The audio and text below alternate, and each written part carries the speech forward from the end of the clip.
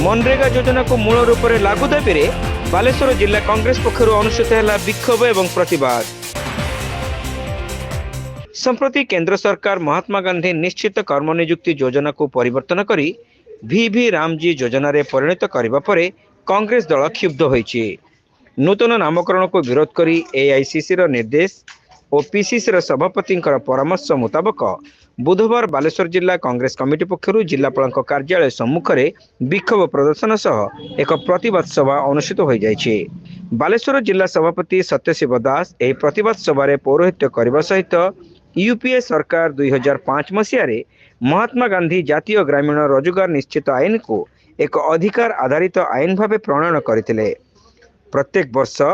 6 कोटी ग्रामीण परिवार को मजूरी भित्तिक रोजगार दाबी करिवार आईनगत अधिकार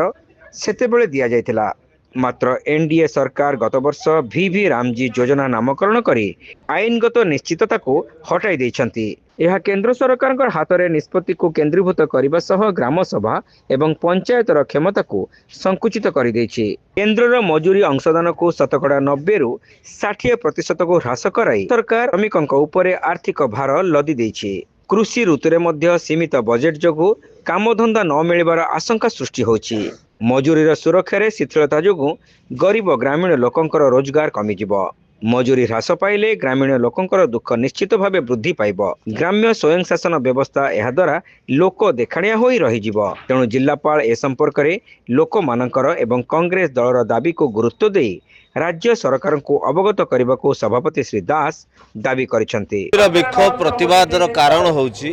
जो महात्मा गांधी जातीय कर्म नियुक्ति योजना ताकू केंद्र बीजेपी सरकार ताकू बंद करी एबे वीवीजी रामजी कराई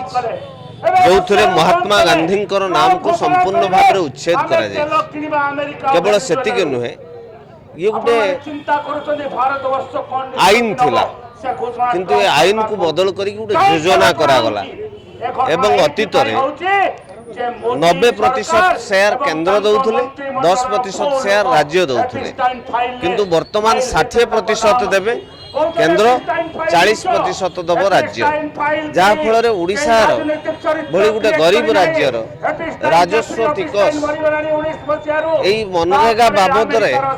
अधिक 3000 कोटी टंका खर्च हो जहा फल राज्य सरकार बा ओडिशा सरकार यह करिबारे असमर्थ हो। तेणु ये योजना को संपूर्ण बंद करी पूर्वर जो मनरेगा थिला से मनरेगार पुनः प्रचलन आज विक्षोभ ए धारणा। तपसिलभुक्त जाति उपजाति एवं ओबीसी समाजर मनरेगा श्रमिक मान को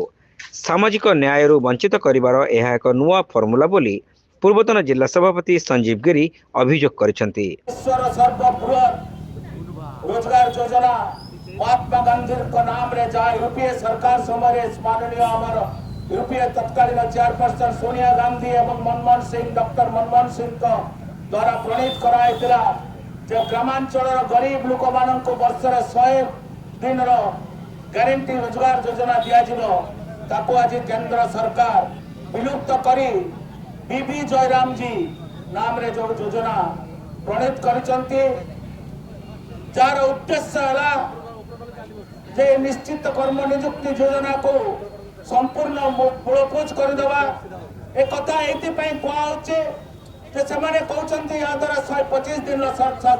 मिल 100 दिन परिवर्तन ये संपूर्ण मिथ्या कथा। जितेबाला कांग्रेस सरकार समय योजना कार्यकारी कराइला से 90% शेयर थिला कांग्रेस सेंट्रल गवर्नमेंट एवं 10% शेयर थिला राज्य सरकार किंतु एमाने को परिवर्तन करी 60-40 करिसंती जोतर राज्य सरकार अर्थाभाव काम जोगे पारिब नाही एवं योजना को नष्ट करी पुणी कॉर्पोरेट हाथ को समस्त कार्यक्रम टेकी देवा को कार्यक्रम चली केवल वर्तमान मनरेगा स्थिर रही पटेल को ना चेंज कले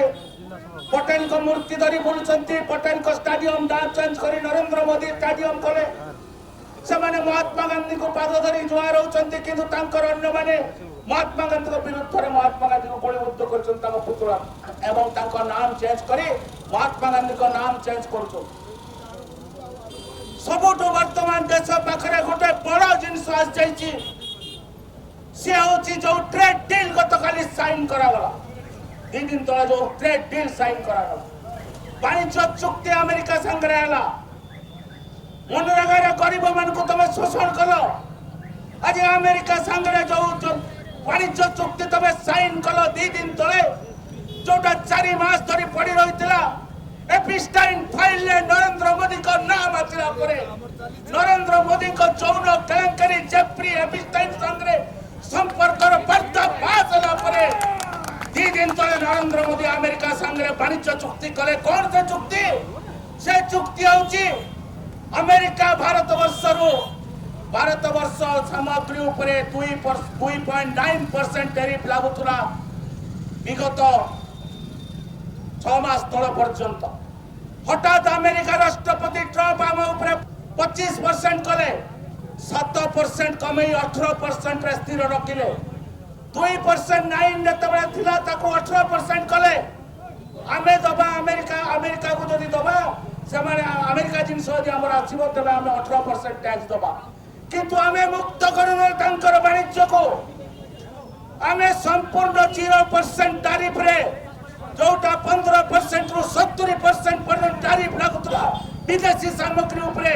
तांको संपूर्ण 0% कर दिया गला एवं कृषक मानकर जीविका को मत हत्या करबा पय योजना करागला। ଏହି ବିକ୍ଷୋଭ ପ୍ରଦର୍ଶନରେ ପୂର୍ବତନ ବିଧାୟକ ସୁଦର୍ଶନ ଜେନା, ରାଜ୍ୟ ରାଜୀବ ଗାନ୍ଧୀ ପଞ୍ଚାୟତରାଜ ସଂଗଠନର ଅଧ୍ୟକ୍ଷ ସୁଦର୍ଶନ ଦାସ, ବସ୍ତା ବାଲିଆପାଳ ବରିଷ୍ଠ ନେତା ବିଜୟ ନାୟକ, वरिष्ठ काउंसिलर पद्मलोचन लेंका, राज्य महिला कांग्रेस साधारण संपादिका बासंती सामल एवं संपादिका ज्योत्ना सेनापति, सरोज लेंका, पूर्वतन जिला महिला कांग्रेस सभानेत्री प्रज्ञा पारमिता महांती, उर्मिला माझी, नीलगिरी युवनेता आशीष पट्टनायक, निशित बारिक, रविनारायण दे, मदन मोहन पंडा, निरंजन बेहरा, रुक्मणी सिंह, अनूप स्वईं, श्रीकांत बुगुड़ाई, ओम प्रकाश साहू, कन्हैचरण बेहरा, कन्हई प्रधान, तरुण कुमार दास, तुषारकांति तपस्वी, पशुपति उपाध्याय, सत्यनारायण गुप्ता, हेमंत गिरी, अच्युतानंद, शेख अजगर अली,